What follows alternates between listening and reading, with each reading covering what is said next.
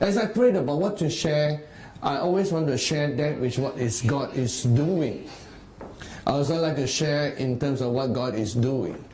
And I know that recently through our February trip, in this year, the prophetic word is that the Lord has set an open door unto each one of us. And we need to discover the door so that over this year and the next year, we will all be in the place where God wants us to be. Blessed and well-fed and overflowing with abundance of prosperity, spirit, soul, and body. That's what we want to lead each one of us to in these most difficult of times on the earth. We want to lead God's people into that protection and blessing that God has. As we look at the door that God has opened, so I will take 2 Sundays to do this because I got 2 Sundays. So this week will be part 1 and next week will be part 2. In terms of, I will call this series Windows and Doors of Blessing. Windows and Doors of Blessing. Even though we're going to talk about doors, I want to first talk about windows. And so here is a verse in Malachi chapter 3 verse 10. And the Lord says, bring all the tithes into the storehouse, that they may be food in my house. And try me now in this, says the Lord of hosts, if I will not open for you the windows of heaven, and pour out for you such blessing that there will not be room enough to receive it. Now, what's the difference between a window and a door? A window, in the usage of the Bible, is in the spiritual realm. I'm not talking about natural windows, although we got windows here. A window is normally not the place you go in and out. A window is a place where you want to open, you have fresh air. A window is a place where you can enjoy sunshine. So spiritual windows with God are actually present.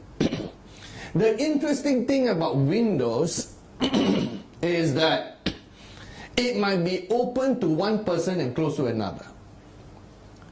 Where the heavens are shut. For example, it could be over a country, over a person, over a community.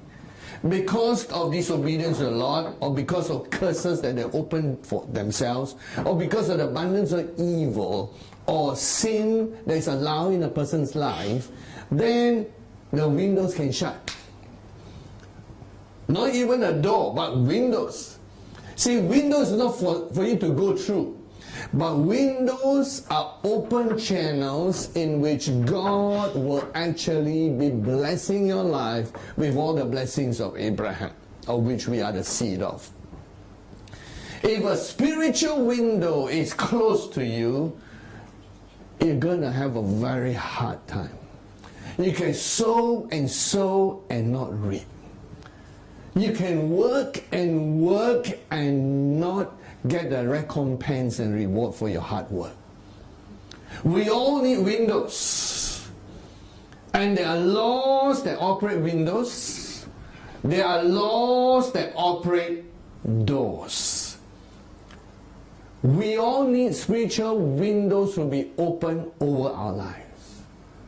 Never shut those windows. And as far as I perceive, I try to give Bible verses, but I know these are true. Windows of blessing over our life are based, as you see here, on your obedience as a functioning partnership of God's temple or ministry. What is God interested on the earth? I know God is inherently invested in His creation. He loves every sparrow. He loves every tree. He loves the grass of the field. But even more, He loves every human being on the earth. God so loved the world that He gave His only begotten Son. But God also knows that humans have free will, so sometimes He's going to leave them alone until they learn the consequences of their actions or inaction. So God has to restrict His work because He cannot tolerate evil among those who choose Him, who love Him. So you could be on the Titanic and it sinks and everybody's going to drown, but you're one of those that say, "Help me, O God," while the rest might not. That differentiates you from the others. He differentiates between those who seek Him and those who don't seek Him. He differentiates between those who believe Him from those who don't. You have those verses. 1 Corinthians chapter 2. God differentiates between those who love Him from those who don't love Him. And then God differentiates those who obey His commandments from those who don't obey. At the end of Jesus' Sermon on the Mount, He differentiates between those who hear and don't do, and those who hear and do. Correct? The wise man built his house upon the rock. Wise man built his house upon the rock. Whereas a foolish man built his house on the sand. The difference between the foolish man and the wise man was not that both did not hear.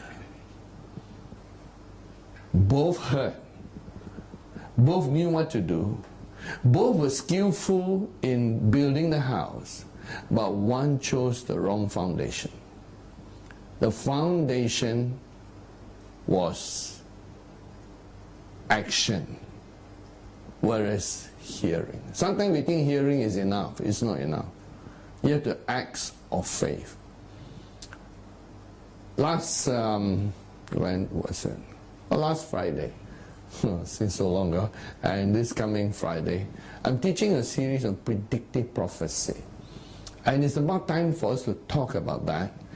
And also because it's taken us 4 years to understand about what those prophecies are and where the USA prophecy was wrong. And I've now come to understand and analyze, waited on the Lord for complete understanding. You see, the thing about preaching, you cannot preach with a half-baked cake. The cake must be baked fully before you can cut and share the cake.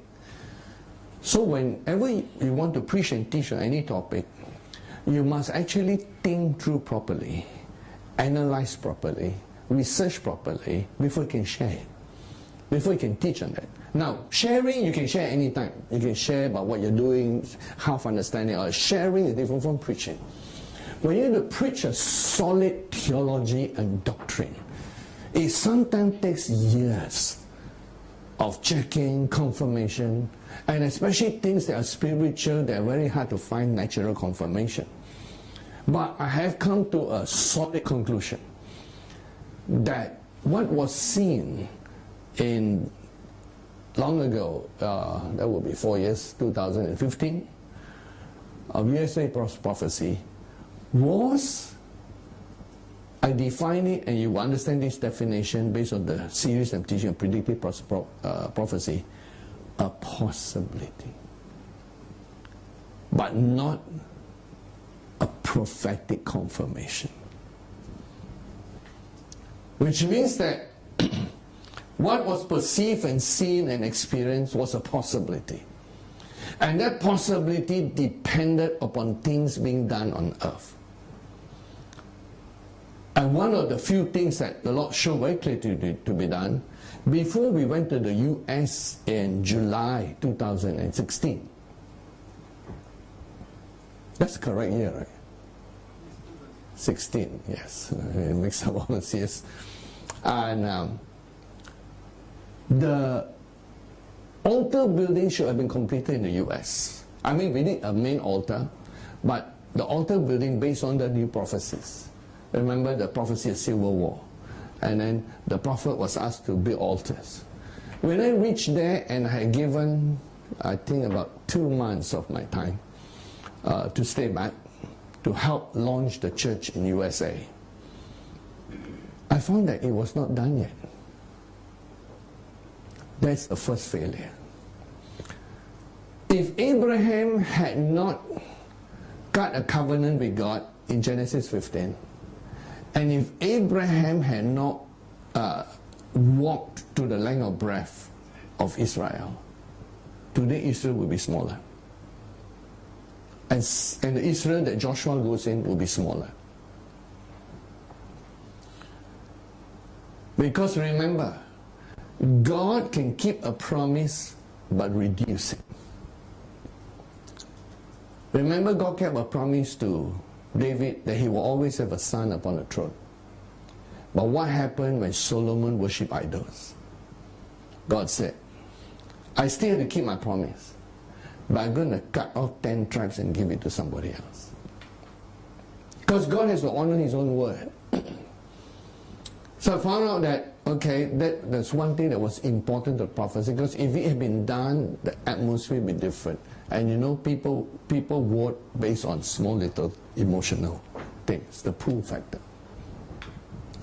Secondly, besides the prophecy of the person who's supposed to be at that time, there was other visions that were not obeyed. One of those visions was the prophet himself was to join up with this person, which God actually opened the door. God opened the door for this person to meet up.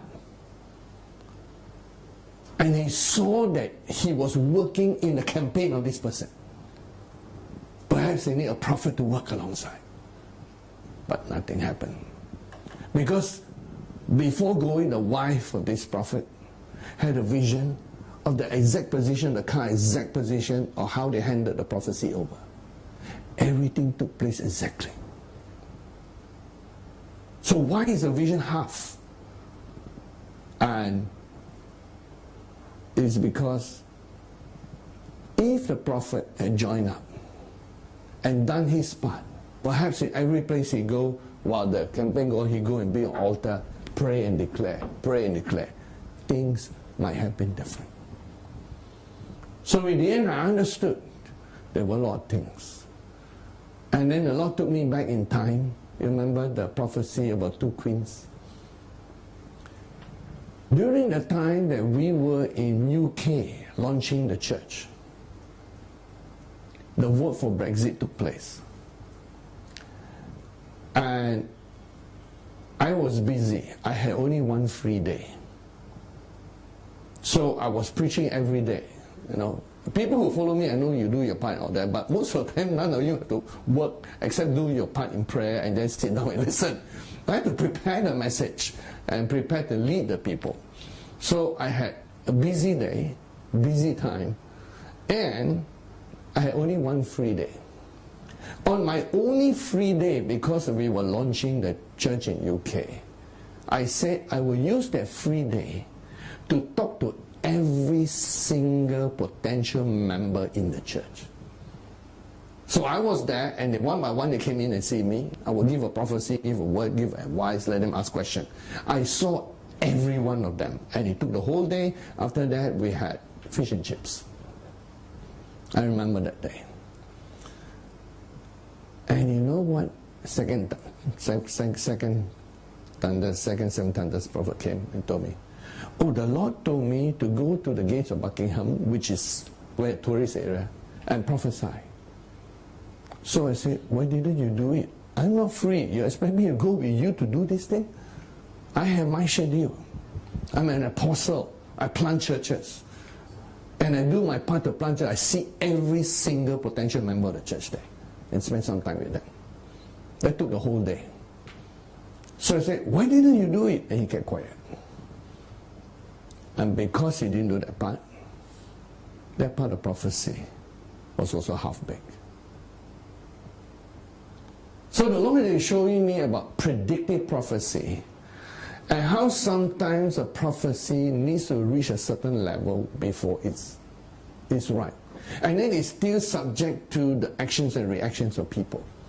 I already shared how human free choice is so powerful. A prophecy can be there, human free choice change a bit, the whole thing change.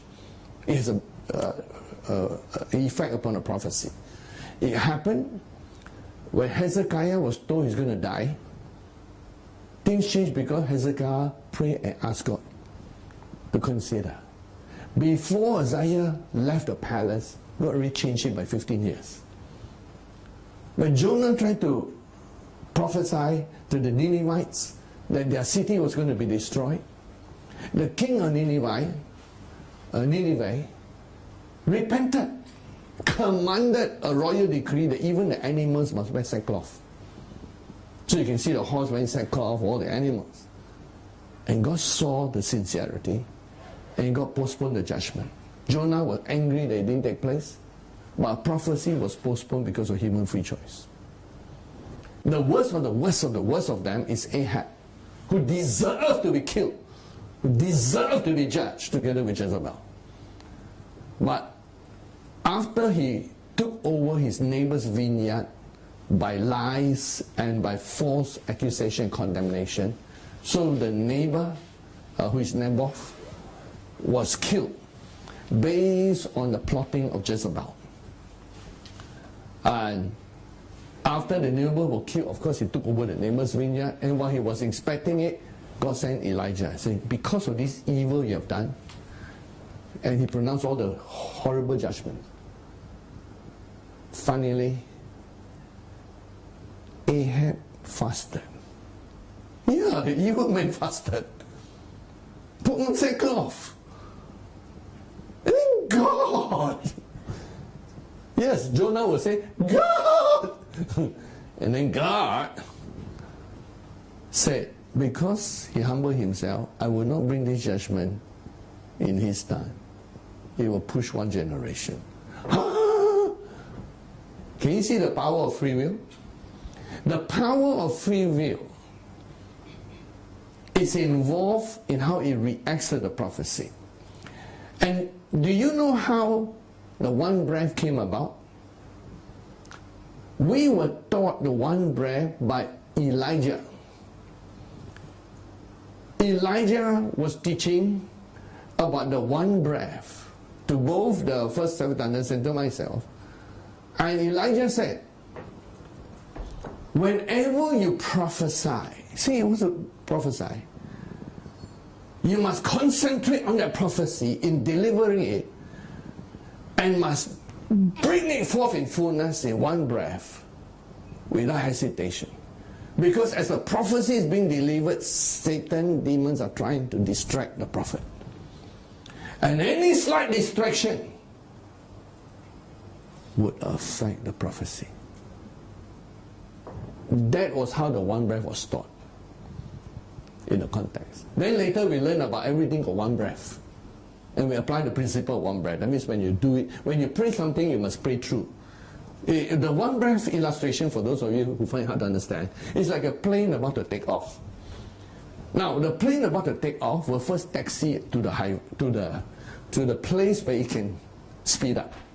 It cannot just speed up from the gate. That will be terrible. It's to taxi its way. First it's pulled backwards, then the planes can only go forward. Then it will slowly taxi on the small engine towards the position for takeoff.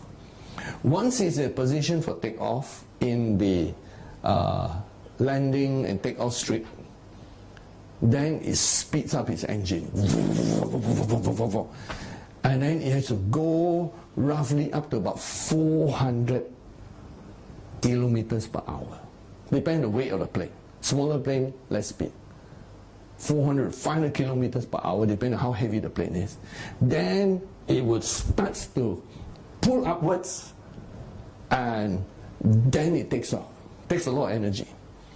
So let's say it's traveling, it's beginning to speed up from 0 to 400 kilometers per hour. That's a lot.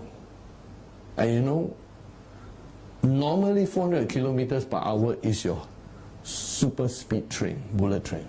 400 to 500 kilometers per hour. That's very fast. Very few cars can go at that speed. So you have to go from 0, 1, 2, 3, 4, up to 400. Supposing it go to 200, then stop. Can it just continue? Cannot. If you go to 200 and stop, you must start all over again. Even you go to 350 and stop, you also must go back to start all over again. That's one breath. Because there are certain things you need the velocity to complete the job. In the spirit, there's a velocity of energy that's released. That's where we learn about one breath. So when I started pondering and thinking, why was the one breath taught in the context of delivery of prophecy? Then I realized that before the delivery of prophecy fulfillment, certain things must be done. Even though conditions are not mentioned, but behind many prophecies are conditions. Do you know that by the time Elijah came to stop the rain, God already told him what to do? He must build an altar. And for him, God did say he will bring fire to the altar. So on the day that Elijah challenged the false prophets,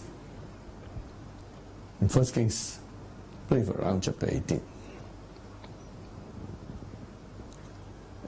and he already knew he must be an altar. And he must challenge. There were several things he did.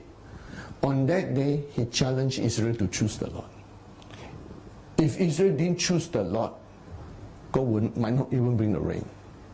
Number two, he must get rid of false prophets, which he did. He got them all killed. That's why Jezebel was angry. Number three, he had to build an altar. Then after finishing everything, he must pray until a cloud appears. Do you know how many things he has to do to bring about something? The last part, you know, he prayed 7 times. And you know, if 7 times the cloud didn't appear, he would pray 10 times.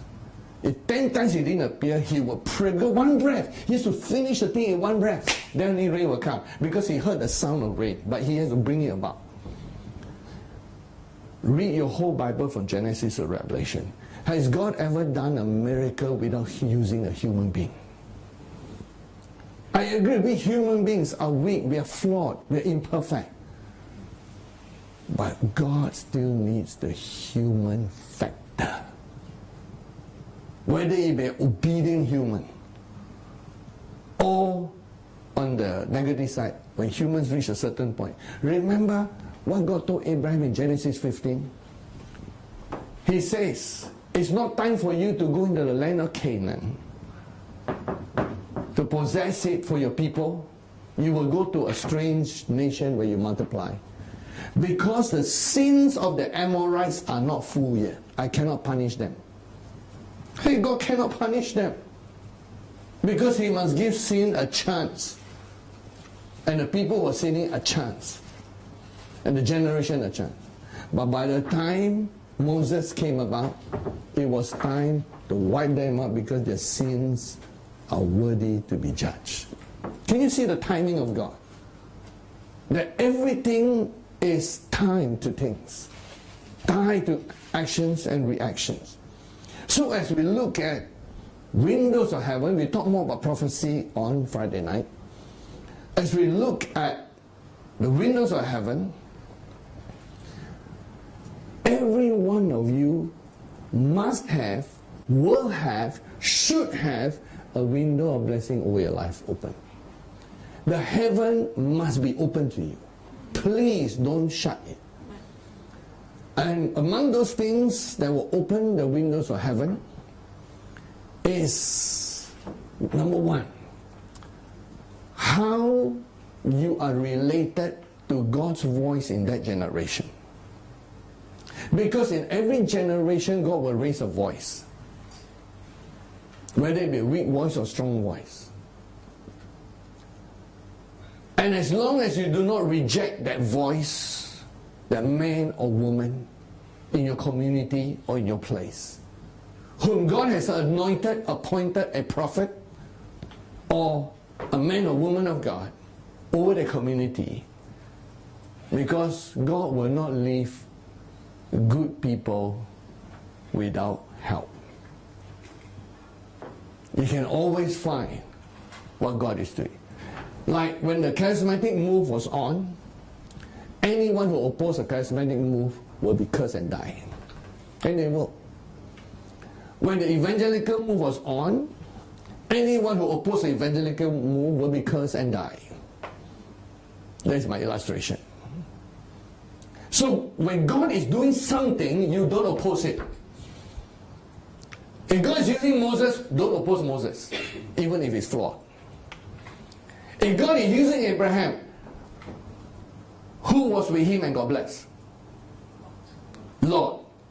Did Lord deserve the blessing on his own? No. On his own, Lord would be a poor man. But because Lord tied up with Abraham, he was blessed. The day he cut ties with Abraham by quarreling with him, he went outside the window. So number one, God is not dead, nor is he inactive, nor is he absent. In every generation, God will be doing something because this world still belongs to him. And you must make sure, even if you're not with the men or women of God, or with it could be sometimes no more men or women of God, could be a good businessman or a good community leader. You just make sure you don't oppose them. Because opposing them whom God sent is equal to opposing God. That cut off the blessing. Straight away, immediately cut off. And you could see, through all the revivals, those who oppose revivals die horribly.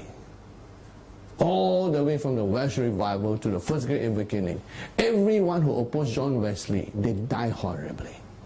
Everyone who supports him, they were blessed. Whether from distance or from closer. So it's important to hear what God is doing in every generation and to line up with God. At least be like Gamaliel. If you cannot be with, you don't go against. Going against is like what Jesus told Paul. You're kicking against the goad. A goad is a sharp object, almost like nail-like sharp. Kicking against it, you will be injuring yourself. And I asked God, say, Paul went through a lot of tribulations, more than all of us today, because physically he was really abused and stoned in many ways. Remember, 3 times beaten with sticks. And the Lord said, part of it is unnecessary. Psalms 91 protect you from all the sin. And it says, Paul crossed a certain line when he was persecuting God's people. If that line was not crossed, he could have been spared the physical side. Because in one of the visions, where Paul was being stoned, we saw one of the stones came and hit him over the left eye and cut him. And then another stone that could have killed him, the prophet saw Uriel, who is there, flick the stone away. So when I saw that, I said, okay, I'm curious now, I'm a scientific person. Why remove that stone and not the other stone? Why what one hero mark? I got this scar. And the Lord revealed to me, you know how Paul was physically persecuted until he suffered infirmities from the injuries? Because God said, he crossed a certain physical line in persecuting my people. So he must taste a little bit of his line. Oh my God, there are lines, I said. We'll talk about those lines on Friday night, next Friday. There are lines we must not cross.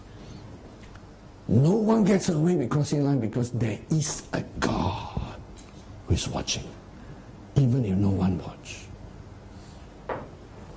So, there are lines. The second, the first, how do I give you scriptures for the first?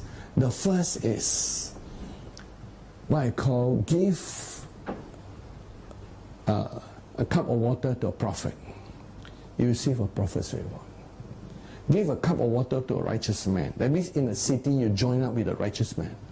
You receive a righteous man's reward. The cup of water need not be literally a cup of water. You know, it could be Ribena, orange juice or whatever. But it's not necessarily giving a cup itself. You know what it means to give a cup of water to a prophet? It means to accept their ministry. It means to welcome their ministry. Correct. So welcome the leaders in your community, the righteous people, a righteous man, or sometimes no man is righteous, only a woman. So a righteous woman who in the community is speaking the voice of God. Even though they don't say thus says the Lord, and they themselves might not have very deep experiences with the Lord, but they are God's voice to the community, keeping the community righteous and holy. Line up with them, don't go against. Why go against people who are on the side of holiness, righteousness, and integrity, correct? Of course, then you're talking about the Pharisees. Or Pharisees different. Pharisees were outwardly, they present that. Secretly, they're greedy fellows. Didn't Jesus, who were the worst covetous of money? Pharisee. And Jesus scolded them. You devour widows' houses. Do you know what you mean that? That means they're interested in the money side of ministry, not in actually helping the widow. Right. So a widow, as you know, the husband passed away. So they want all the inheritance. Everything they do is based on greed, not on love for God. So that they even make their own laws. And says, you know, for certain gifts you are sanctified. And Jesus said, which one is holier? Does the altar sanctify the gift or the gift sanctify the altar? Do you know why Jesus made this statement? These statements attack the Pharisees for their hypocrisy. So what I'm talking about is not just righteous man, righteous woman, truly righteous from their heart. Honest, transparent, and what you see is what you get. You hide nothing. And so, the Pharisees were not that qualified. They were not God's voice. Jesus called them the voice of the devil. Yeah, he said, you know, your father is the devil. What? Well, Abraham is our father. No. You're the devil. But they are. In every place, in every community, in every country, there are good people. And the good people who really love God and want to see righteousness, holiness. And it's a stand against the dirt and mud of sin. They are the people you must support. Because they are the salt of the earth. Without them, everything decays and dies. So that's number one. Give water to the prophets, to the righteous men. Support them in every place that you know. Because, and don't go against them. Because they are the salt that God used to preserve that community. Number two, as you saw here in verse 10, be in covenant with God. Abraham has a covenant relationship. David had a covenant relationship. Moses has a covenant relationship. Almost every man or woman of God had a covenant relationship. Covenant relationship means everything you have belong to Him. Everything God has belong to you. It's a lovely covenant. God doesn't ask much, except He will test you. Since I'm in covenant, some people think covenant is just ties. It involves ties, because ties belong to God. But it involves other things that God says to the young man. Sell all you have, give to the poor, and come and follow me. You know what that test is? That test is a test whether you're a covenant relationship. What is a covenant? A covenant is where two individuals have a contract of blood in which everything that belongs to the other belongs to each other. That young man could not make the move. And he missed the biggest blessing in his life. But the young man did say something. When he says, Master, Lord, good Master, what shall I do to inherit eternal life? And Jesus said, keep the commandments, do good, love God, love your neighbor, and all these things. And he said, all these things I've done for my youth. Mark 10, Jesus looked at him and loved him. Because God loves people who obey His word. But Jesus said one thing more you lack. And that is the knowledge of God, which Jesus could give. Say all you have, give to the poor, and follow me. The young man could not. So I know behind it is a second law. And that is the law of obedience to God's laws, God's commandments, and being in a covenant relationship.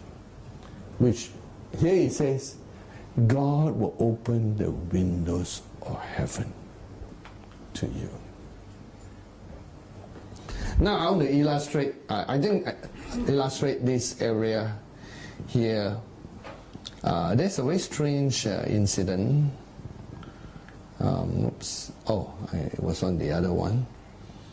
Here's an area open heaven. Yeah, I might as well finish this verse. In terms of open heaven, everyone needs an open heaven above us so that when you pray, your prayers go right through in worship. The Lord will open to you His good treasure, the heavens, to give rain to your land in its season, to bless all the work of your hand. Do you see the word open heaven? Everything they do got the blessing of God. Now please, it doesn't mean you don't have tests and trials or difficult times. It also doesn't mean that you don't experience famine. Did Abraham experience famine? Yes, but the Lord told him where to go. Did Isaac experience famine? Yes, and the Lord told him where not to go and where he can go. Did David experience famine? Yes, there's a famine caused by King Saul, someone before him. And yet God protects them. So God will open the windows of heaven. He will bless all the work of your hands. But don't expect an easy factor, please. There's still tests, there's still trials. You must still be persistent. But that's a good thing. Now here on the Windows side, I was going to highlight, and that will be Windows plural. And this is an incident in 1 Kings where they were experiencing a famine. And here is talking about the relationship with the prophet. At that time, it was Elisha. And so during the, what I call war, in which they were surrounded by the enemy, and no one could get out of the city, food becomes scarce, and Elisha said, "Hear the word of the Lord. Thus says the Lord, tomorrow about this time, in 2 Kings 7, a seah of fine flour shall be sold for a shekel, and 2 seahs of barley for a shekel at the gate of Samaria." It looks impossible. Now remember, it's just been freshly delivered, so the impact of the one breath was still there. And when one breath is being delivered and you straight away oppose, the consequences are long. During the delivery of the one breath, Elijah was teaching us about the one breath. He showed us a vision in which he was prophesying. And he is standing there, and 7 thunders stand there, and I was there looking at the scenery. And he showed he was prophesying. And he was prophesying against Ahab and Jezebel. And then in that vision, Jezebel had 2 demons with her. And so he was prophesying. And as he was prophesying, there was an energy going out. And then the demon that was there was trying to release something to oppose the thing. Very funny, spiritual battle, energy against energy. But then it still went through because Elijah just concentrated on giving up the whole thing. So here Elisha is delivering a prophecy. And just as he delivered, the only people would ever straight away go against it, human would just listen. Okay, let me think about that. Very well. Straight away this professor opposed. Remember how in Pergamos victory, in February the 9th, 2012, Satan was suddenly caught and he couldn't get back to Pergamos. None of his fallen angels came because he didn't anticipate the glory would come. He was shut out by this group of angels.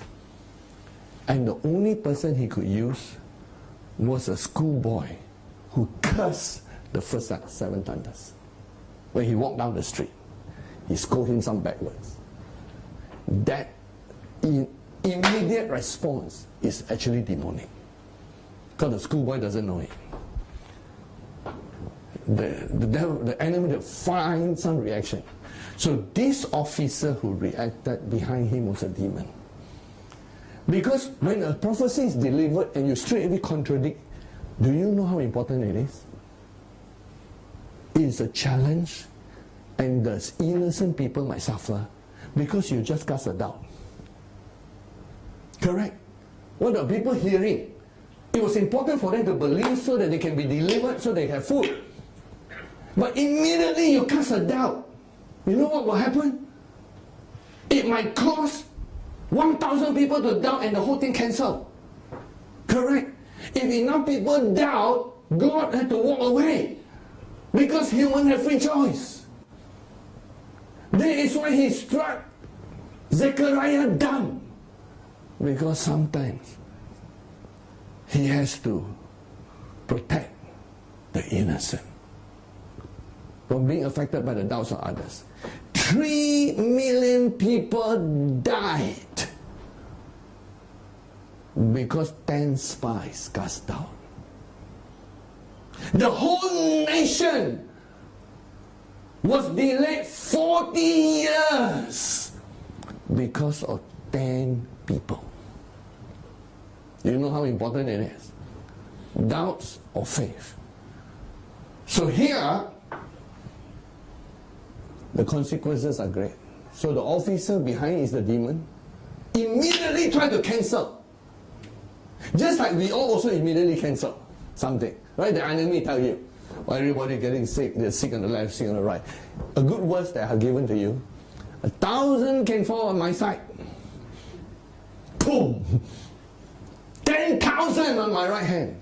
Shall not come near me. Psalm 91, verse 7.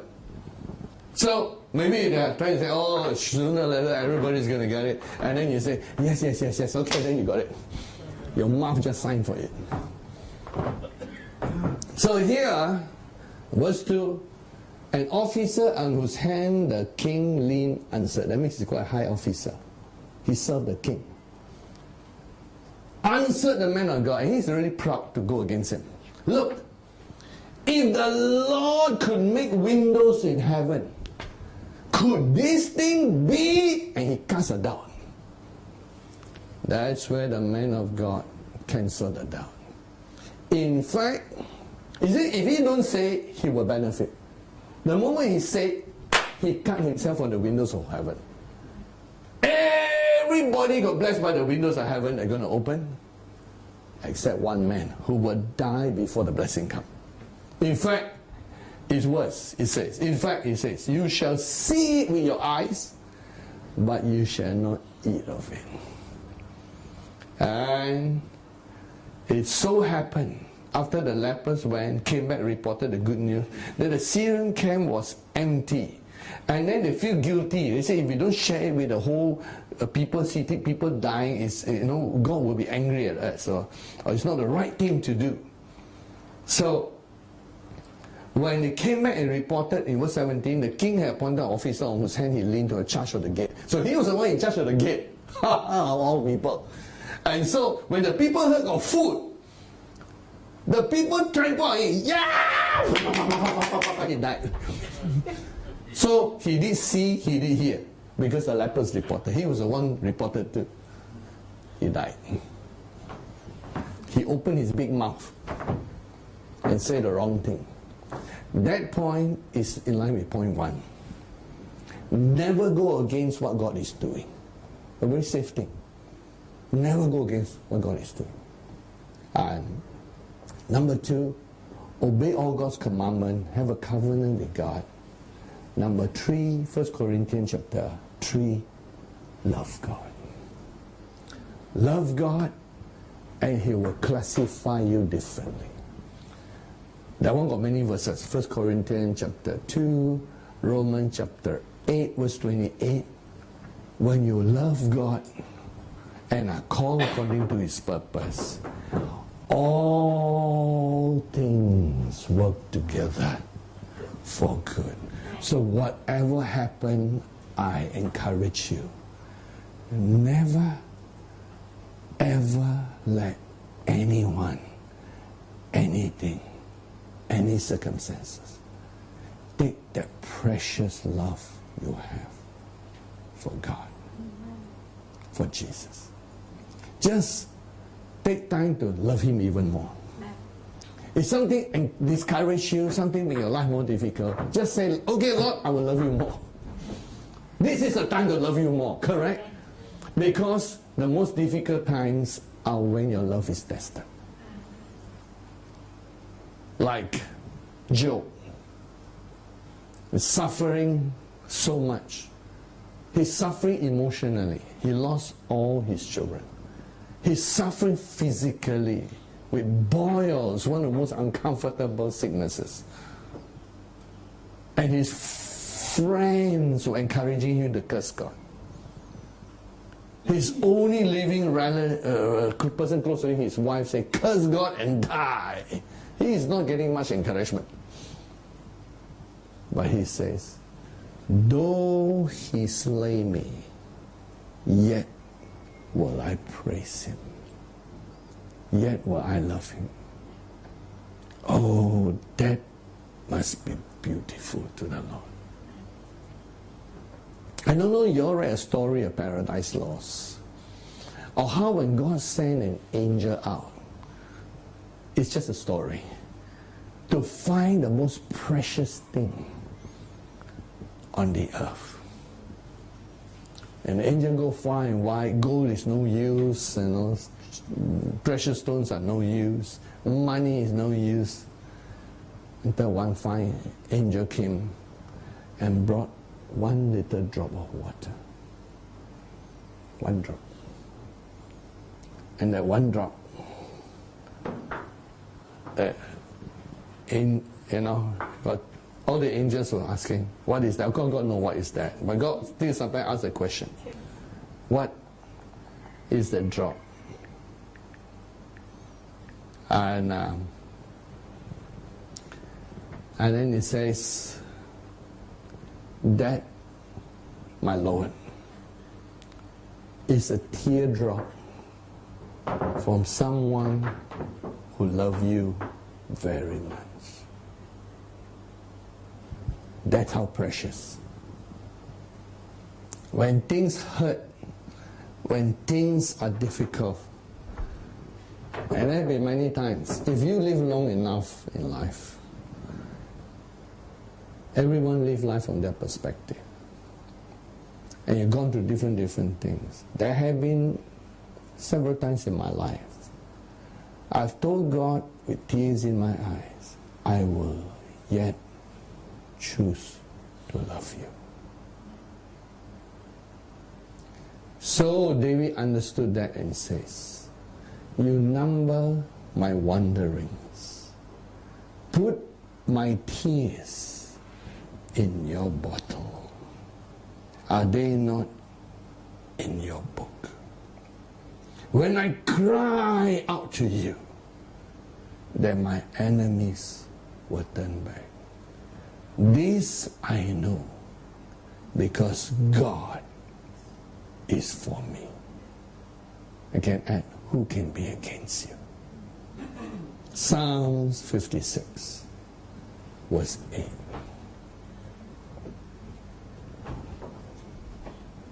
Third point, if you want windows of heaven always open, love God.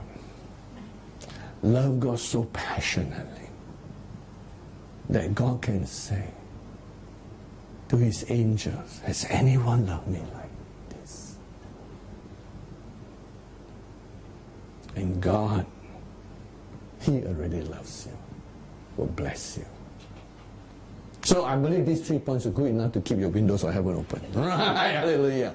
I have to talk about the doors that God opened, the prophetic doors. For that we have to learn from some people in the Bible, and among them is Paul. Paul. In the book of Acts, as Paul completes his first missionary journey. And you know, that was a interesting first missionary journey that they had. They finally came back to the church that sent them. Remember, they were sent in Acts chapter 13, verse 1 to 2, where they were in a prayer meeting and God said, separate me, Paul and Barnabas, or Barnabas and Paul, for the work which I called them. And then they pray and they send them out. But finally, after a long, long journey and many, many experiences, they came back in verse 27 and reported to the church when the church gathered together. Verse 27, they reported all that God had done with them. And that He had opened the door of faith to the Gentiles. So they stayed there a long time with the disciples. They enjoyed the fellowship. After all, it was a good first missionary journey. A door is different from a window. A window, spiritual windows are opened by God and angel based on the condition of your heart. You must be for God. Therefore, you're for God's people. And you must be obedient. And you must love Him. Then the windows will always open. And I pray the windows continue to open. Because I know if you guys are blessed, you will bless the work of God, the church. So I pray all of you become multi-millionaires and enjoy your prosperity and your wealth. Now don't forget the Lord. And I pray daily for blessings on each one, that none of you will have windows closed. So, doors are different. Doors, you must go through them. You must go and you must prove and you must test those doors. And you must prepare that the doors have opposition. You must prepare that you have to fight as you go through those doors. See, the wrong concept of open doors of Revelation 3, when God says to the Philippine church, I open a door, is that you sit down and do nothing. That one is not door, that one window. At least you still do something, your heart is right. Not much for you to do except the spiritual side, be obedient. But the door is something you physically must go in. Physically. Yes. Put your step in. God told Joshua. See, these are all verses tied together. Every place where your foot treads shall be given to you. Now this verse was already true even in Abraham's time, but God never made it as a statement. But God did tell Abraham to walk through the length and breadth of the land. You must physically go and examine and mark out your door. If God told you that, let me invent something hypothetical. If God told you that you're gonna own the Empire State Building, at least temporarily until 2029. And you look, well, there's no way. You check your pocket. 5 cents. Check out your bank account, 20 cents. You know what you must do? If really the Lord said that. Now it's very hypothetical, so we can laugh about it. You must go there. Yes. Prayer walk. Put your foot there. Go up and down. Even climb up the steps if you want. Because it is yours. Can you see the difference between window and door? I thought of teaching door, but the Lord said teach them windows also. So they know the difference between windows and doors. Because people think that doors are windows, windows are doors. No, they're not equal. Can I go to your house through a window? No, they're not. You know, especially HDB, you know, it'll be very high. So, you have to go through the door. And you must walk. He said, Lord, thank you. Thank you, you gave me this building. Hallelujah. And someone will see you hugging the building. And what are you doing? Oh, this is my building. God told me it's mine. Oh, okay. So they think you're just mad, that's all. Yeah. At least you're not doing anything but hugging the building. You have to go through. You have to put your foot there. You have to bring a physical body there.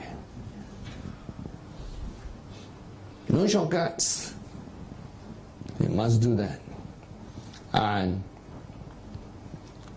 that is the conclusion. Well, let's look at all the difficulties I went through. Okay, let's look at some of the difficulties. See, they started in chapter 13, verse 1 to 2. Look at their storyline, of this. Because they did not know that it was an open door. All they need is God send them. Of course, if God send you, there has to be open door lah. If I say, come to my house and it's dinner time, isn't it obvious we will have dinner?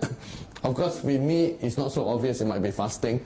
But generally, if we're going for fellowship after church, it's taken for granted that we're going to eat something. If it's about meal time. If God send you, how can He send you to a wall? You cannot go through. Obviously, it's a door. But they were going to discover what kind of door that is. And it took them some time to discover. So there's God sending them, and the church sending them in verse 2 to 3. And so it says, being sent out by the Holy Spirit, they just went on a certain journey. And they preached the word to the Jews only. Ha! You have hindrance number 1. Say, what's hindrance number 1? You're hindered. Your own unrenewed mind and your own prejudices. Come on, all of us have our prejudices and our bias. So God was going to open the door, and God sent them, and we do not know our prejudices until there are several ways you can know your prejudices, which is why a Lone Ranger will never find out. So please don't be Lone Ranger. At least have Tonto with you. You know who will be the one? Your family members, if they're close enough to you and they dare to talk to you. If your family member don't dare to talk to you, then it's a different thing. Or your spouse. Of course, I know some of you are not married yet, but your spouse. Your spouse will be willing to tell you all your weakness. Right? Of course, your spouse will tell you your strength too. But your spouse will know you. Of course, if it's a bad spouse, then they will spread through all the thing and amplify and then add, other things that are not there, and that's not good. But I ask you the question, who can be honest with you? Let me ask this question in case no one asks you that question. And since I love you, I have to make sure you have this. That you have someone in your life honest enough to you to tell you to your face when you are wrong or when something is bad in your life, who is honest enough. If you don't have such a person, God help you. You might as well start wearing a mask. I think he wear beige clothing, ride on a horse, take a hat, play the music of Lone Ranger, and minus tonto, all the rest of your life. Because the only person who can speak into your life is God. And then God says how many angels cannot hear one. And God shout from heaven also cannot hear. God doesn't shout, but just illustration. Find a good spouse who will do that. That's why to every person who married, we always ask this question. Not whether you love each other. If you know you love each other, otherwise don't be together. Have you quarreled yet? Right. Because all quarrels about your differences that come up, rightly or wrongly. Then you say, if they say, oh, we never quarrel. Oh, okay, go quarrel first, then come back, then we marry you.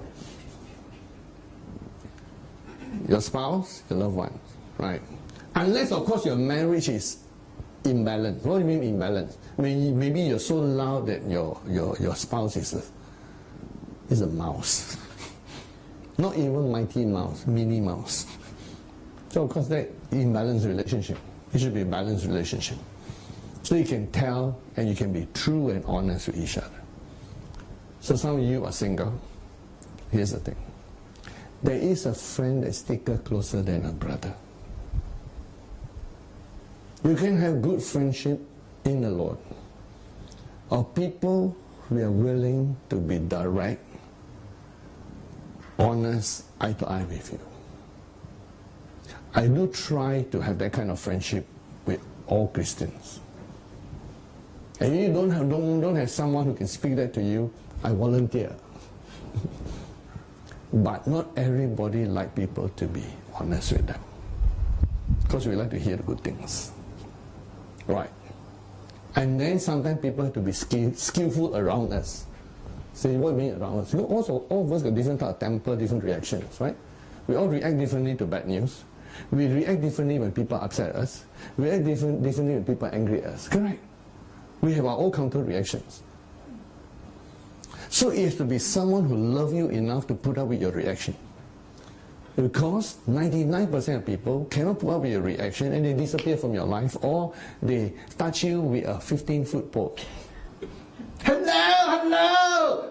I found an oasis of love. It will further than Alex standing next to me. It will be further than what they recommend in the COVID-19 called distancing, social distancing. COVID-19 might recommend 3 meters. Oh, you want 100 meters.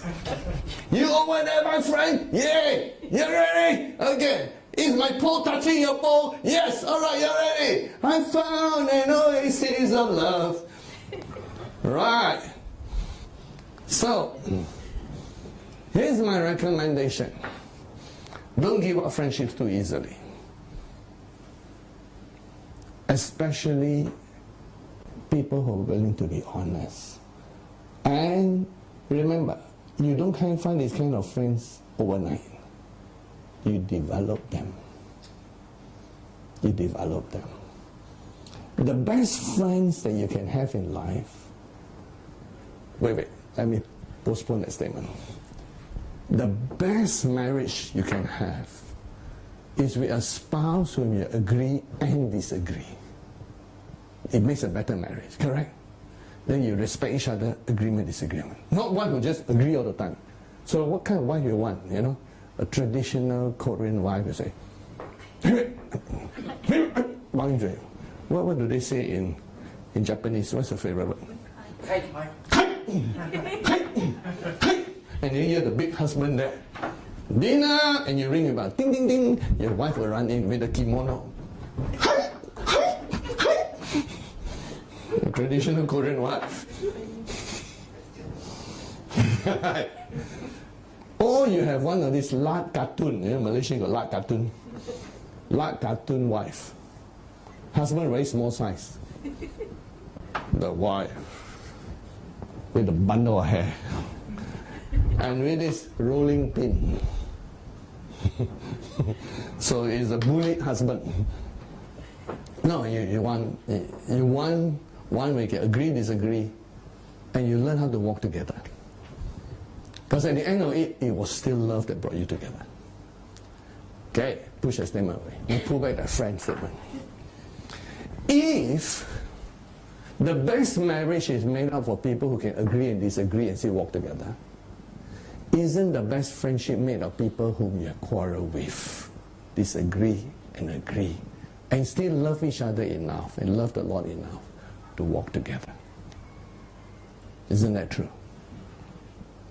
What kind of friends do you want around? Yes, man. You know, everything you say, yes, yes, yes. And then at the end of your life, you discover your name is Adolf Hitler. And everyone around you say yes because they're frightened of you. Because if they say no, have you seen those gangster movie? And the gangster takes over a board, takes over a company. Anyone else disagree? I'm taking over this company to die. And then there's one brave guy. I think it's not conducive or it's good. I disagree. Everybody else disagree? Only him? Alright. Anybody else? That's not the kind of friendship you want. The best friendships are when you quarrel, disagree, and can get back together. That is love. Because love that is not tested is not love. And there is such a thing as friendship.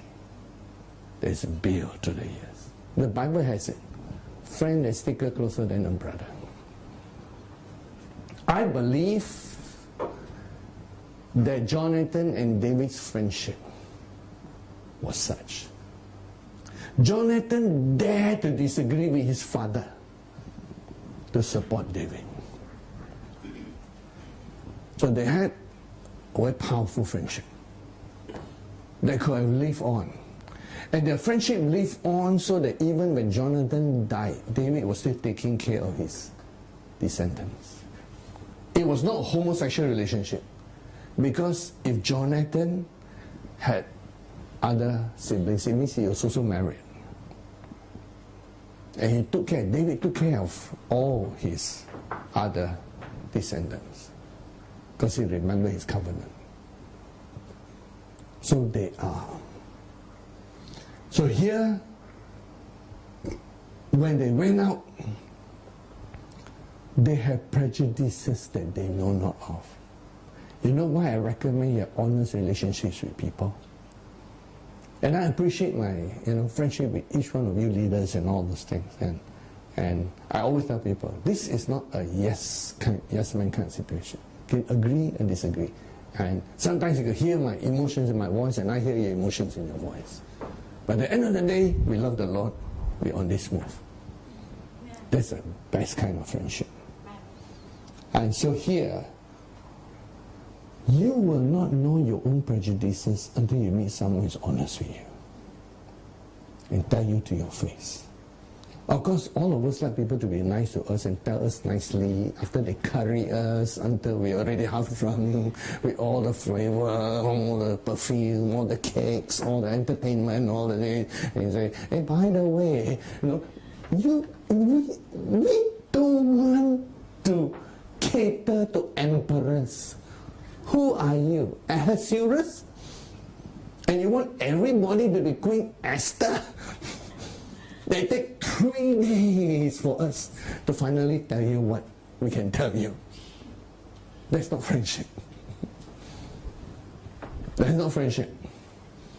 I know Esther saved the Jews, but I don't think Ahasuerus knew how to truly be friends.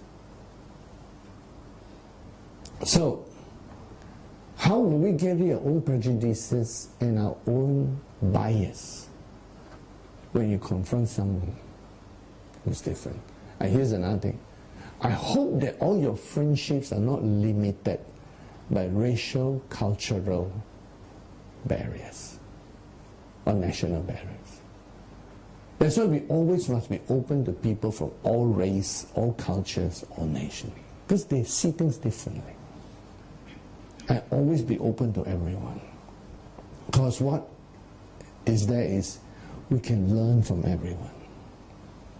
And you will never know your own prejudices until you encounter them. Simple prejudices like when I went to Australia, and even when my children were growing up, I told them, when you're in school, as a father I could do that. So you use your authority and said, make sure all your friends are from every culture.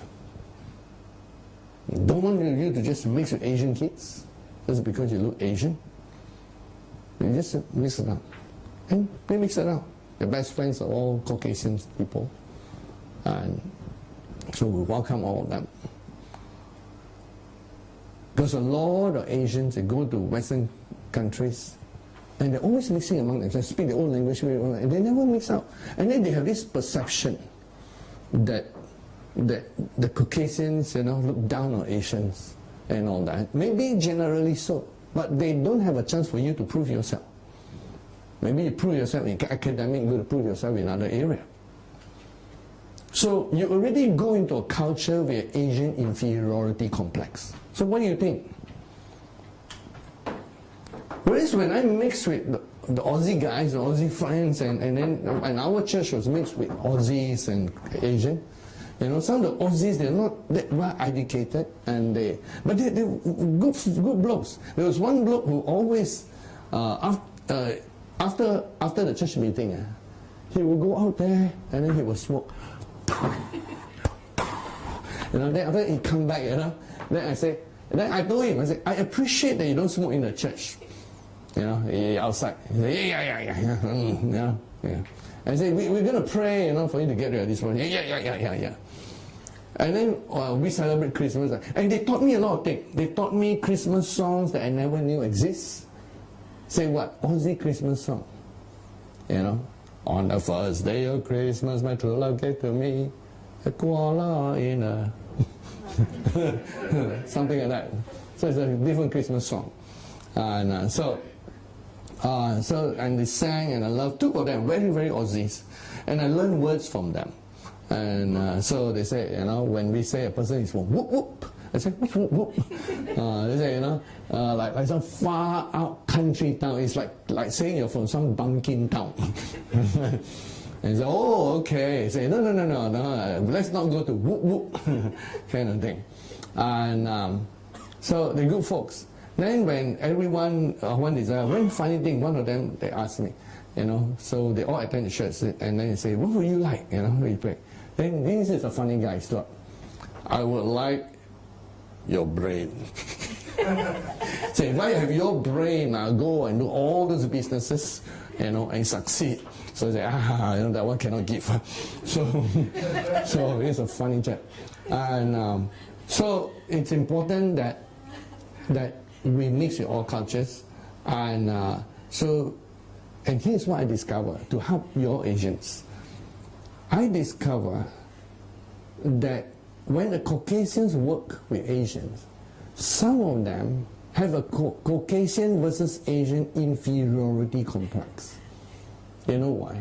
Because Asians are well known for being perfection. They work, they do well in school, they work there everywhere. And then I had one that come and say, don't know why, all you guys are very intelligent. I said, no, not all of us, there are many fools among us too. And so it's just perception, who you work with, who you are. But when you mix, my business best friends are Caucasians.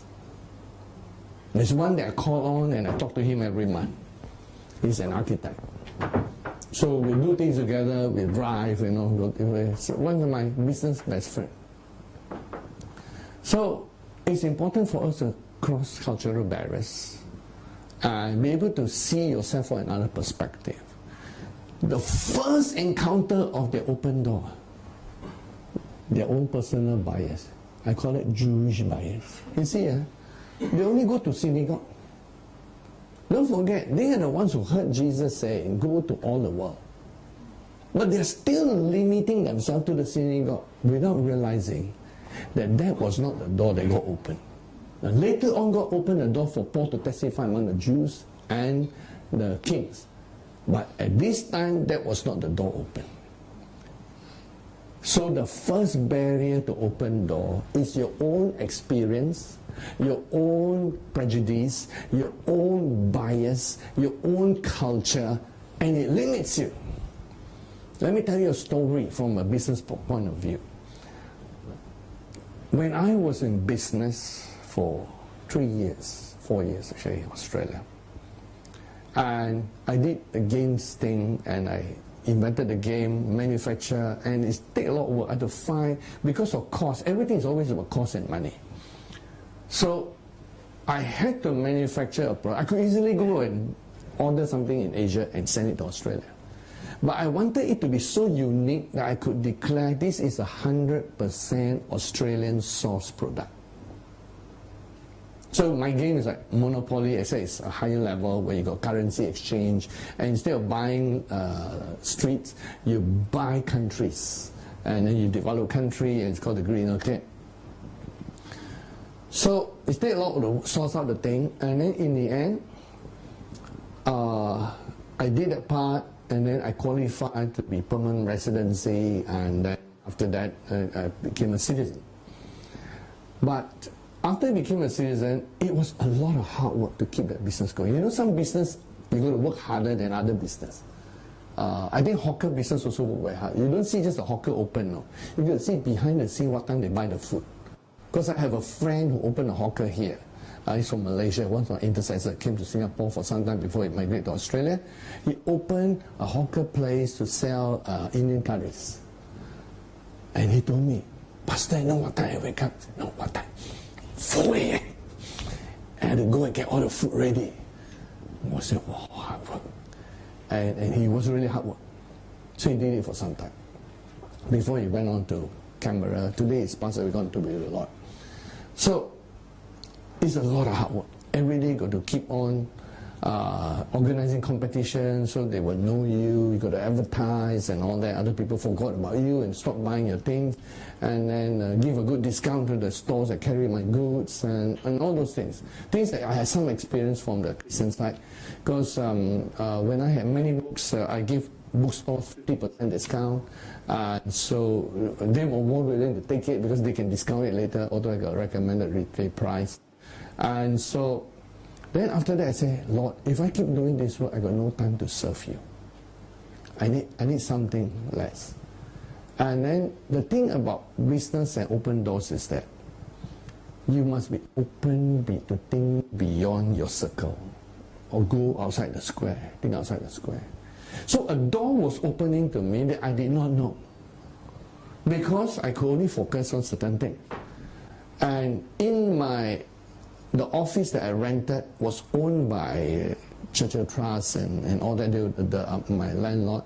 So they were not computerized because they were very traditional, and I know the CEO, friends with him and all that, and help them when they have computer problems. And I discovered I was good at computers. So in those days I read up because I had to do things myself. You know, when you're a small business, you can do everything yourself and repair your own computer, everything. So I read books and all that. Then in the end, they wanted to computerize themselves for the first time. So they wanted, I think, about 6 computers, all networked together, all functioning, and train them. So they got quote from everybody. The quote ranged from about 50,000 to 100,000 to set up the whole system. It's not just the computer value, it's also the service, the support, and also integrating everything together. So in the end, they know I was good at it, and I helped them before. In fact, I was the one introduced the CEO to computer because a very old traditional man who never touched a computer before. So I sort of introduced him. Every time he needed help, he called me. So then they said, why don't you give us a quote? I said, quote? I'm not in computer business. And so in the end, I ignored it, and it was an open door that I didn't know. I kept ignoring until they were quite almost badgering me, saying, no, you put me something. So I said, okay. Then I did my calculation, how much cost and what the thing, how much work involved. So I didn't know what the other quotes were. So I just did myself, and I calculated I can make $10,000 out of it if I build my own computer. So, okay, so put together 6, then I said, okay, here's the thing I can do for you. I got the job. So the moment I got the job, okay, I said, okay, I know I need help. Because I'm good at certain things, but I need someone more experienced. So I had to call another Aussie guy who's good at networking. And then I watched how he did the little thing. I mean, the book is one thing, but practice is another. So I got to see what he did. He did those things, and then got the thing, got the job. And then after that, God opened the door to the computer business. And people began to call me for computer system, all that. By that time, I learned how to network everything together so that, everything, and then it's a one-button saving. So before they leave office, they press one button. Everything's safe. All their emails, everything's safe. And then they carry the storage up, the whole system, set it up all for them. So I also got my supplier from Sydney and all those things whom I met in the computer fair. So I got it all together. Then slowly the door opened to the architect, to the lawyer. So then that's how I met one of my best friends, in business, architect, and they need a whole system set up. You know, they buy computer, use by computer, but never put it as a system. So I say, okay, I'll look through the whole system, set up nicely for them, everything with one button, say everyone wants how to save. And then they want, when they do email, all the email is saved.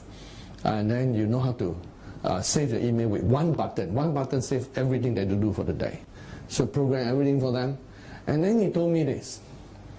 Throughout all my years in the business, because he got 3, 4, 5 printers, and the architect printers are quite big. They got draft printer, all that. He says, I never had all these printers working. Always got problem. So they were happy. So they recommend me to another architect, and I was almost servicing all the architects. Then he went to the lawyers, and then the door opened for me to service the whole of Canberra for a new invention called build back systems.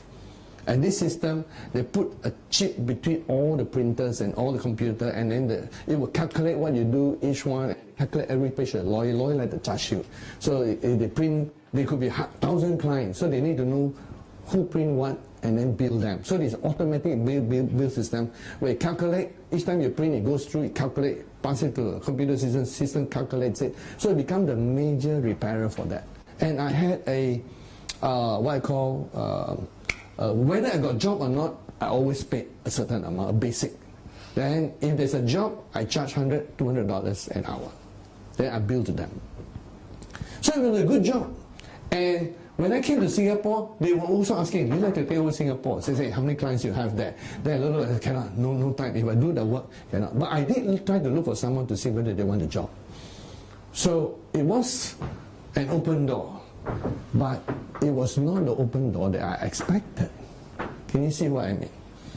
So sometimes, and here's the thing I learned about small business. In the end, you have to keep supporting your staff in the rental. The problem is always cash flow problem. And you got to create, sometimes you got enough money to pay your staff, pay the rental, but don't pay yourself. So, that's the struggle of all small business, especially in this situation sometimes where the economic turn down. And you got to do so many things, and not just one thing. But I learned one thing. In the business world, any opportunity that there is a good business, not talking about the wrong things, to make a business, you must open to. Because you cannot keep all your eggs in one basket. If you were in the printing business today, you would have died. But you evolve. If IBM were just to be making computers, they would have died long ago. Because you cannot overtake Chinese manufacturing. But IBM is today a totally different type of business. So you evolve, you survive. Because business is about giving a service or selling a product and making some money from that. So you got to keep having a service or a product in which people have a demand. And sometimes you keep going out there until you find one. So that's business. And the door will not open for you, the same with whether it's not business, it's a job. Or, yes, it applies to ministry too. If I go to a place to plant a church, I know nobody there. I have to do the same thing, start from scratch. And when planting church, of course, you get to hear the Lord do what you can, but there are basic things. You must go out and put yourself out there. You must have someone advertising. You must someone let people know, okay, you're interested in this, this is there. Because some people might not be interested, and sometimes you got opposition, persecution. So your opposition, persecution, like Paul's time, come against you before you have a chance to, for people to know you, different things. So you just live and let live. Live through those situations. Sometimes you make choices, and then you learn not to regret those choices. When I came back to the ministry, I was still, people were curious and there were many doors. There were several ways I could have done the ministry when I came back. One was keep going to all the churches until it become bigger, popular again, then start a church. It will start a church very big. And I was taking that road until in Singapore, we were having services attended with different churches, and then one of the local pastors was about to lose his job because, you know, he was a great supporter, and he is, quote unquote, pledged me his life in obedience. So if he wants to take care of me, I'm going to take care of him too. And so I said, all right, I will start the Singapore church on your behalf. So you get a salary from this church, you take care of this church, I'll come in and out of this church. The moment I did that, it closed the door for other things, because other denominations might not want to work together once you got a local church. But that's what was the quantitative decision made, because I felt that it is important to do the right thing. And so everyone to answer to their conscience. So I sacrificed my open doors to all the other churches in order to help this one young pastor. God knows. And so it's important that we go beyond our prejudices in order to know the open door God has. See, they keep going to the synagogue, and they keep doing that, the rest of their life finish. And then the second hindrance they have is the devil himself, through a certain sorcerer. That one God deal easily. It's easier to deal with fallen angels, the devil and demons than human beings. Because human beings, you need to still give compassion, love and understanding. Demons, you just go and command, and that's it. And so the second hindrance they have was elements of sorcerer who represent Satan. Satan tried to hinder. Later Paul talked about Satan. So he hinders sometimes to different human beings. So Paul continued, and anyway he preached, he got some people saved. And then in verse 42, when the Jews went out of the synagogue, the Gentiles begged that these words would be heard. Suddenly a different group of people asked to preach the gospel to them. Now when the congregation had broken up, many of the Jews and devout proselytes followed Paul and Barnabas. Proselytes especially, proselytes usually are converts who think through and analyze. So they say, hey, this is interesting. So they were persuaded. The next Sabbath, the whole city came together because Gentiles. And the Jews were jealous. And then they contradict, they blaspheme, they were filled with envy, they oppose the things spoken by Paul. Actually behind them is the devil. Then Paul grew bold and said, it is necessary that the word of God should be spoken to you first, but since you reject it and judge yourselves unworthy of everlasting life, behold, we turn to the Gentiles. Tell you, when he did that, the angel said, amen, Paul, that's it, that's the open door. And then he even quoted the Bible. God said, I will set you as a light to the Gentiles. When the Gentiles heard it, the Gentiles said, hallelujah! Right, of course, they were delighted. And so the word of God continued.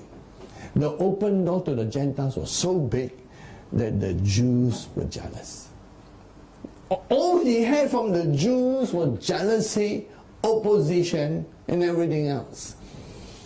And you know, in the end time message, the unbelievers, the non-Christians, do not oppose the message.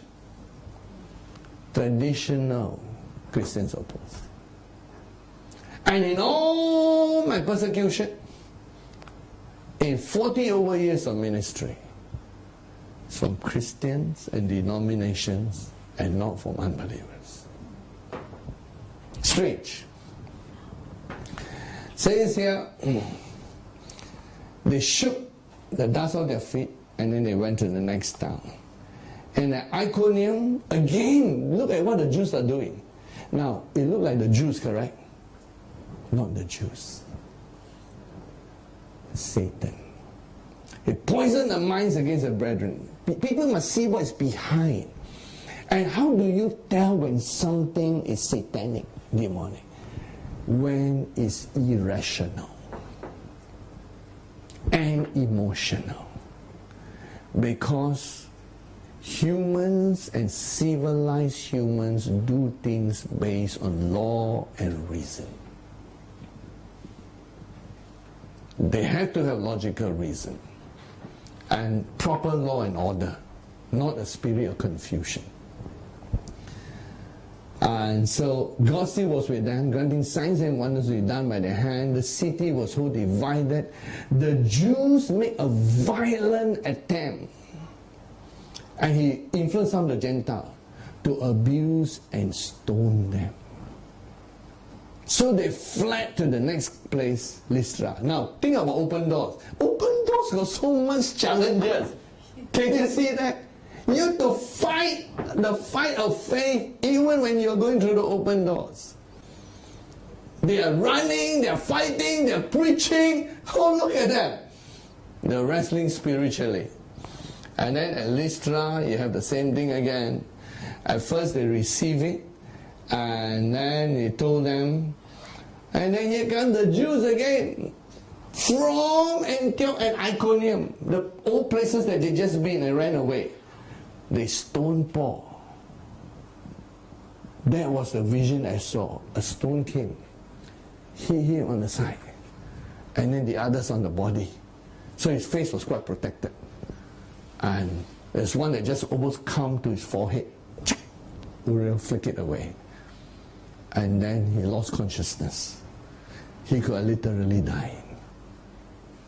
And open door got stoned. Anyone of you went to open door, you got stoned. I say fight, I never thought about stoning yet. Nearly died. Drag his supposedly dead corpse out of the city and chuck it among the rubbish bin. He said, Pastor, is that an open door? Yes, for you. Open door. And yet God caused them to survive. They went through much tribulation. Look, he said, we must through many tribulations enter the kingdom of God. And they preached. And then they came back and they gave a good report. After going to order, they said, yes, God has opened the door of faith. And then they look at Paul. What's that scar on your left eye there? They look at your body. What's happening there? Oh, these are just part of going through the open door. Oh my God, this open door is so tough. Please, it belongs to the brave. But they did God's job. And so later on in First Thessalonians, Paul talked about this story. And he talked about how, remember, they ran and they were waiting and all those things. This one is second missionary journey. Because I know second missionary journey, you got Silas. Also got same problem. But we don't have time to talk about that. We talk next week about that. But what I want you to see is that behind all those opposition and all those things and conflict that they have, been trying to preach the Gospels. And okay, let me highlight this. I don't like Satan, but Satan was mentioned. Here's a verse. Okay. Oh, not this one. I punched the wrong place. Well, fingers a bit fat. Big Corinthians. Okay. And this is the one we want. Therefore, we wanted to come to you, even I, Paul, time and again. And that was when he was driven out of Thessalonica in the second mission journey. But Satan hindered us. Throughout the whole story in Acts 16, 17, 18, which we'll touch on next week, you never see Satan appear. Satan was using the Jews behind it.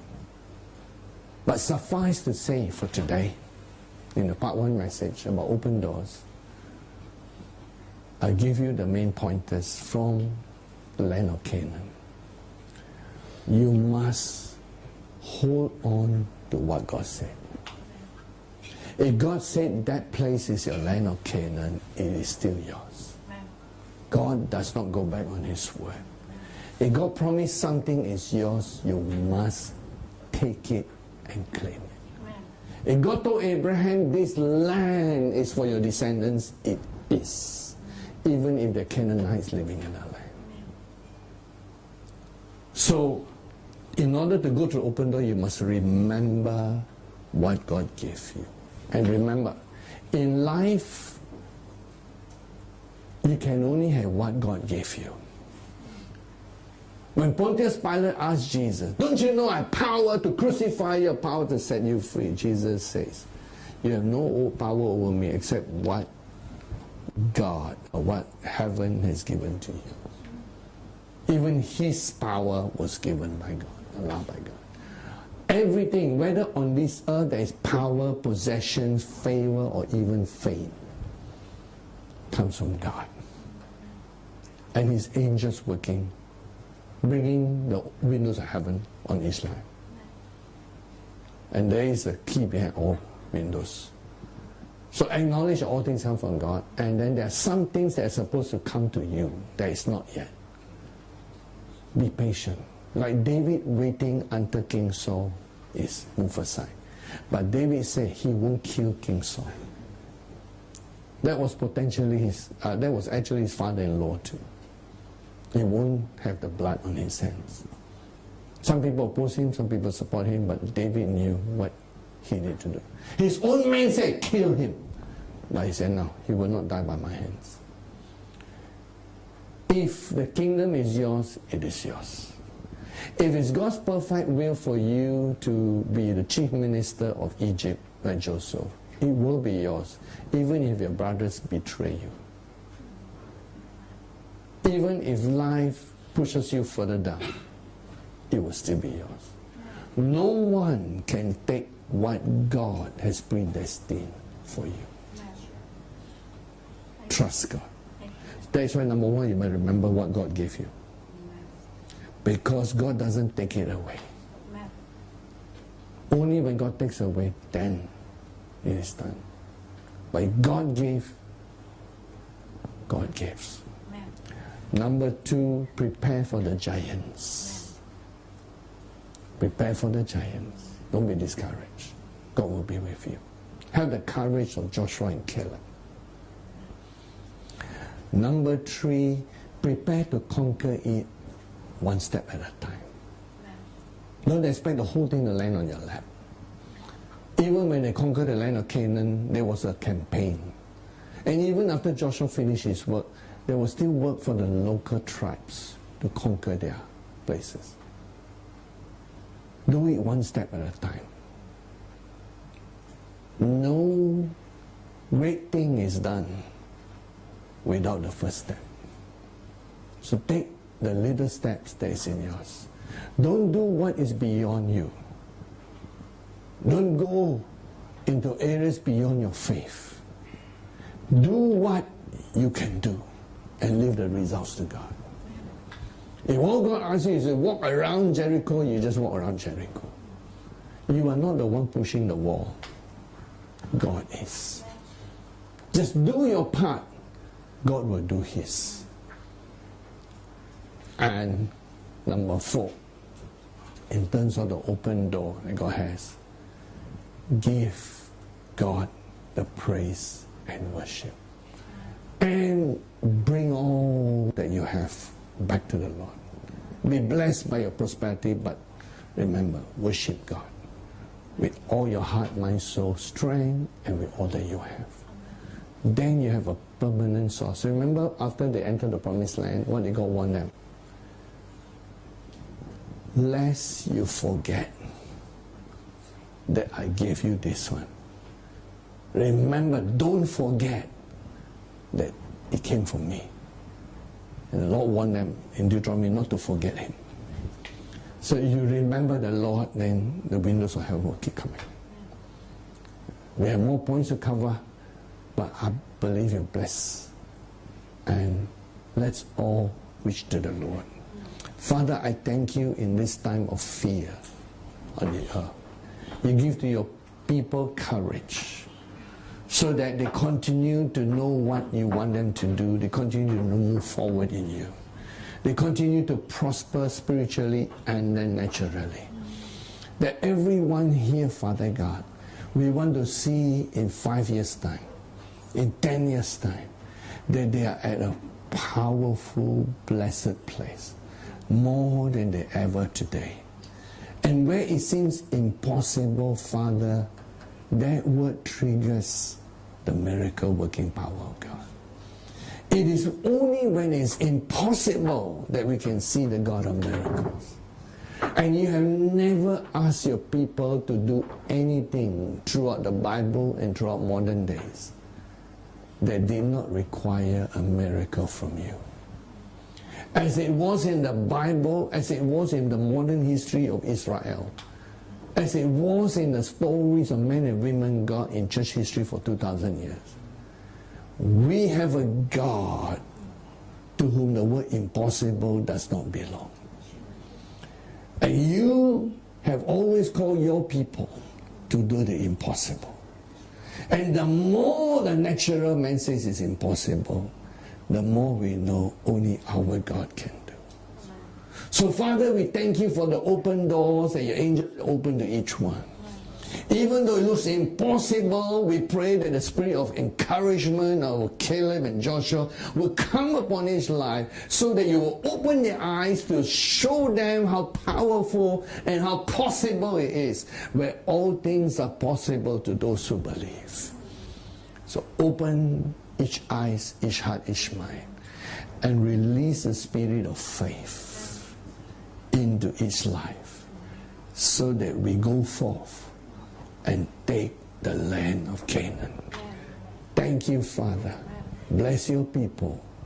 In Jesus' name, amen. Hallelujah. Give you the good clap offering.